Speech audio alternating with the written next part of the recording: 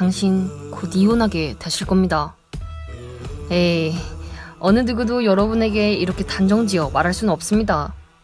안 풀리다가도 잘 풀리고 잘 풀리다가도 안 풀리는 게 우리네 인생이고 결혼 생활이니까요. 하지만요, 사회과학 연구자들은 오랜 기간의 연구를 통해서 이혼을 예측할 수 있는 몇 가지 요인을 밝혀냈다고 합니다. 이혼을 한 사람들 대부분 이것들을 공통적으로 갖고 있었대요. 과연 이혼을 예측할 수 있는 12가지 요인은 무엇일까요? 지금부터 알아보도록 하겠습니다. 잠깐, 구독과 좋아요 버튼은 누르신 거죠? 여러분의 클릭이 아주 큰 힘이 됩니다. 이혼을 예측하는 요인 첫 번째, 결혼을 했을 당시의 나이. 결혼을 했을 당시의 나이? 놀랍게도 나이가 결혼 생활에 큰 영향을 미친다고 합니다. 10대 때 혹은 30대 중반 이후에 결혼한 부부의 경우 20대나 30대 초반에 결혼한 부부보다 이혼할 가능성이 높다고 합니다.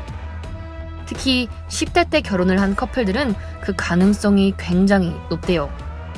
뿐만 아니라 부부의 나이 차이도 영향을 미치는데요. 부부 사이에 나이 차이가 많이 나는 것도 별로 좋지 않은 영향을 끼칠 수도 있다고 합니다.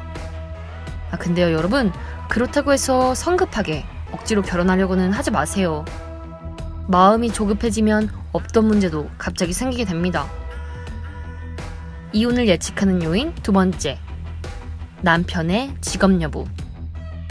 2016년 하버드에서 발표된 연구를 보면 부부의 재정 상태보다 이혼에 더 큰 영향을 미치는 것은 바로 남편의 직업 여부라고 합니다. 남편분이 제대로 된 직업이 없거나 파트타임의 일을 하게 되면 풀타임으로 일하는 사람에 비해 이혼할 확률이 올라간다고 해요. 뭔가 마음이 아픈 연구 결과네요. 이혼을 예측하는 요인 세 번째, 특정한 직업군. 어떤 직업군들이 이혼율이 높은지 예측해 보시겠어요? 정답을 알려드리겠습니다. 바로 승무원, 바텐더, 게이밍 매니저입니다. 이 직업에 종사하는 사람들은 그렇지 않은 사람들보다 이혼율이 상당히 높다고 합니다. 반대로 이혼율이 낮은 직업군에는 회계 보험직 종사자, 물리학자, 의학자, 생명과학자가 있었습니다. 이혼을 예측하는 요인 네 번째, 최종 학력. 고등학교를 다 마치지 못했을 경우, 그러니까 중학교까지만 졸업했거나 고등학교를 자퇴했을 경우 그렇지 않은 사람들보다 이혼할 확률이 더 높다고 합니다. 이것은 경제적인 부분과 연관지어 설명할 수 있을 것 같습니다. 고학력자와 비교했을 때 이분들은 경제활동을 통해 많은 돈을 벌기가 어렵죠. 낮은 수입과 어려운 재정 상태는 부부에게 큰 스트레스를 주기 마련입니다. 이로 인해 이 갈등을 견디지 못하고 이혼을 하는 부부들이 많죠. 이혼을 예측하는 요인 다섯 번째, 사랑이 흐르다 못해 철철 넘쳐버리는 신혼 초기. 아니, 이건 또 무슨 소리일까요? 신혼 초기에 사랑이 철철 흘러넘치는 게 이혼을 예측할 수 있는 요인이라고요? 심리학자 테드 휴스턴은 무려 13년 동안 부부 168쌍을 대상으로 연구를 진행했습니다. 그랬더니 아주 흥미로운 것을 발견할 수 있었는데요. 바로 신혼 초기에 애정이 철철 넘치던 부부들이 그렇지 않은 부부들에 비해 이혼을 더 많이 한다는 것이었습니다. 아무래도 처음부터 너무 불타오르면 빠르게 꺼지나 봅니다. 각종 소셜미디어나 TV에 나오는 애정 넘치는 신혼부부들 보면서 비교할 필요도, 그리 부러워할 필요도 없을 것 같습니다. 이혼을 예측하는 요인 여섯 번째, 부모의 이혼 여부. 부모님이 이혼을 했을 경우 여러분의 결혼 생활도 좋지 않게 흘러갈 수 있다는 것 알고 계신가요? 여자 쪽의 부모가 이혼을 했을 경우 이혼할 가능성은 69%까지 올라간다고 합니다. 그리고 남자 측, 여자 측의 부모가 모두 이혼을 했을 경우 그 확률은 189%까지 올라간다고 합니다. 하지만 이런 환경에서 자랐음에도 불구하고 건강하고 행복하게 결혼 생활을 하는 부부들이 있습니다.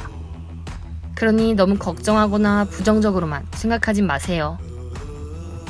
이혼을 예측하는 요인 일곱 번째, 자녀 여부. 자녀 여부에 따라 이혼할 가능성이 낮아지기도 높아지기도 한다고 합니다. 자녀가 없는 사람들이 자녀가 있는 사람들보다 더 이혼할 확률이 높다고 해요.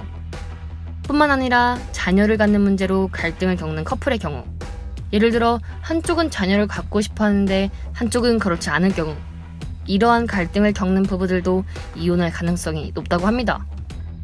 그러니 여러분은 결혼하기 전에 이런 부분에 대해서 꼭 먼저 대화를 나눠보세요. 이혼을 예측하는 요인 8번째. 당신의 수입. 듣자마자 이렇게 생각하진 않으셨나요? 돈을 많이 못 버는 부부들이 이혼할 가능성이 높을 거야. 근데 여러분, 놀라지 마세요. 연구에 따르면 수입이 많은 부부들이 이혼할 가능성이 더 높다고 합니다. 과연 이게 어떤 의미를 내포하고 있는 걸까요? 수입이 많은 부부, 그러니까 돈을 많이 버는 사람들은 그렇지 않은 사람들에 비해 일을 하는데 더 많은 시간을 보냅니다. 출장도 자주 가고 사무실에 머무는 시간도 남들보다 훨씬 더 길죠.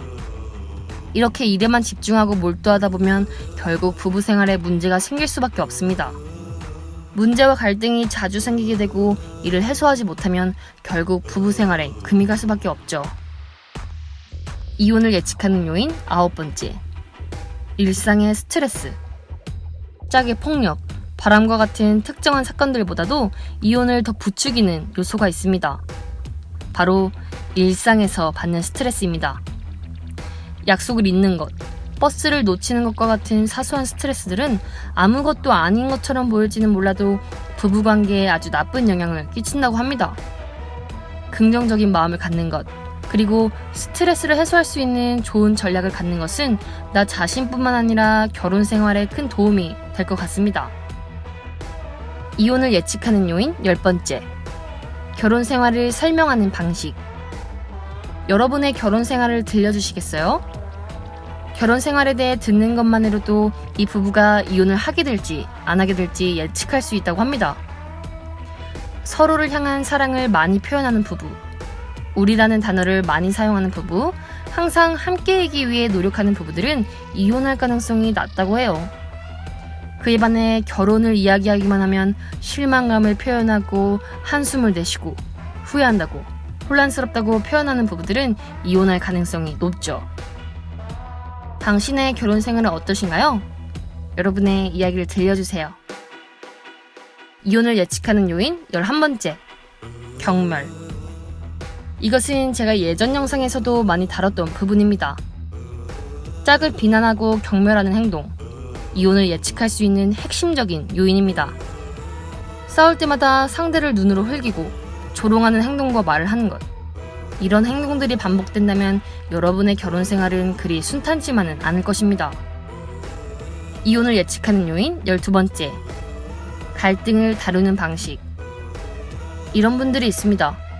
갈등이 생겨 한쪽이 말을 꺼내려고 하면 자리를 떠버리는 사람, 혹은 아예 침묵으로 일관하는 사람. 이런 식으로 갈등을 다루는 부부, 특히 남자 쪽에서 이런 행동을 보인다면 이혼을 맞이하게 될 확률이 높다고 합니다. 갈등을 다루는 방식, 문제를 해결해 나가는 방식을 배우는 것은 여러분의 인생뿐만 아니라 결혼 생활에 큰 도움이 될 것 같습니다. 이혼을 예측하는 12가지 요인. 1. 결혼을 했을 당시의 나이. 2. 남편의 직업 여부. 3. 특정한 직업군. 4. 최종 학력. 5. 애정이 넘치는 신혼 초기. 6. 부모의 이혼 여부. 7. 자녀 여부. 8. 당신의 수입.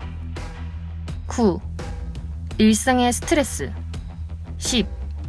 결혼 생활을 설명하는 방식. 11. 경멸. 12. 갈등을 다루는 방식. 자, 오늘 영상은 여기까지인데요. 어떠셨나요? 여러분이 이런 요인을 가지고 있다면 무작정 절망하기보다는 어떻게 문제를 해결할 수 있을지, 행복한 결혼 생활을 어떻게 지속할 수 있을지 생각해 보셨으면 좋겠습니다.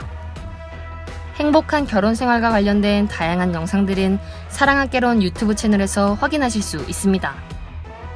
고민이 있다면 댓글에 남겨주세요. 제가 관련 자료들을 찾아보도록 하겠습니다. 오늘 영상은 여기까지입니다. 저는 멋진 사랑을 꿈꾸는 여러분들을 위해 다음 이 시간에 더 좋은 정보를 들고 찾아오겠습니다. 여러분, 잊지 마세요. 사랑도 공부가 필요합니다.